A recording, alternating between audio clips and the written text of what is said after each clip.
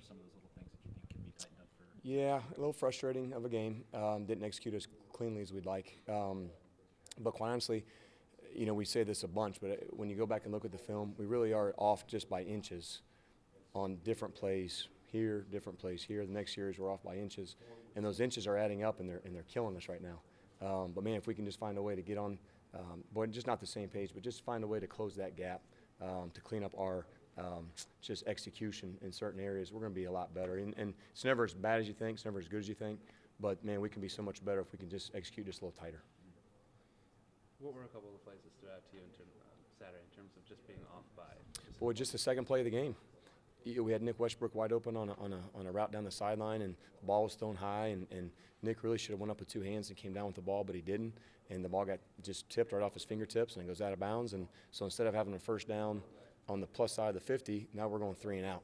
And just plays like that, just all day long. It's like, man, just this little much. But that's what we have to do. That's part of our maturation process, and we're just not there right now, but we got to continue to fight to get there.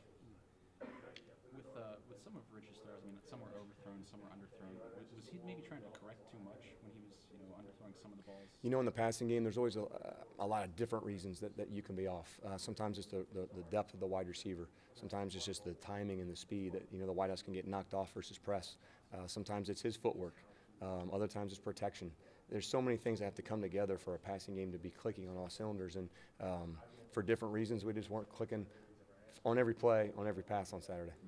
Was it part of the game plan to throw it like almost 60 times, or was that more because of the early hole you guys got in? Yeah, I think that was just a little bit more of an adjustment. I don't know that we ever want to go in a game and say we're going to throw it 60 times. Coach Wilson talked about, I think, really on both sides of the ball, just sort of slow starts and breaking out of those. Offensively, can you diagnose some of what leads to that, and therefore obviously how to fix it? Yeah, you know, unfortunately, I don't know that I can pick one reason other than, like I said, the second play of the game, we had a guy wide open, throws a little high, receiver sort of went up and got it. So, you know, again, instead of having that fast start that we're looking for there, we go 3 and out, and now everything's off by just a little bit. So I think as us as coaches, we just have to find ways to get us going earlier, whether it's play calling, whether it's just our energy, execution.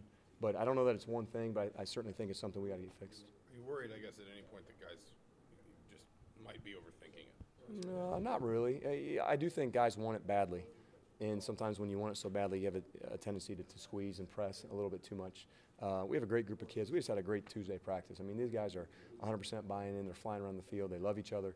I just think, you know, whether we're trying too hard on game day or we want it so badly that we're just not clicking on all cylinders quite yet. How important is Danny Friend's role in the offense, and what's his transition kind of been like to play so many more snaps this year than he has in the past? Part of it is just depth. You know, we're trying to bring along Ian Thomas and get his reps increased so we can increase just his confidence and playing at game speed. But Danny's played a lot of football for us. He's a critical role in our offense. Everything we do is mainly tight end based. So we like him. We think the world of him. We're trying to bring along Ian and some other guys as well, so we don't have to play Danny as much. Is Ian kind of built in that Jordan Fuchs mold, kind of an athlete who, you know, just throw the ball, make him okay? You know, he is an athletic kid, but he's a little bigger and thicker. Like, he's almost ideally what you like, because he's big enough and strong enough to block in the run game. He's also athletic enough and fast enough to stretch the field vertically in the pass game.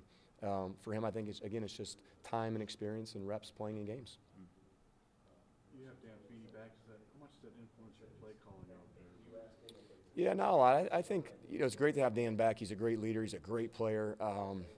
I think for Dan, it's like we're still trying to get him back into game mode as well. You know, that was his first game back. He played maybe half the game, maybe a little bit more, but we're still trying to knock the rust off there. For us, we're going to do what we do, but having Dan out there is a big asset. What do you see out of Maryland? I see a defense that's going to challenge every single play. You know, they're going to load up the box and stop the run. They're a one high safety defense. They're going to challenge every throw on the perimeter. Again, like a lot of good defenses in this league, there aren't a lot of things that are easy against these guys. I think they're athletic. I think they run really well. They're playing extremely hard with a lot of confidence.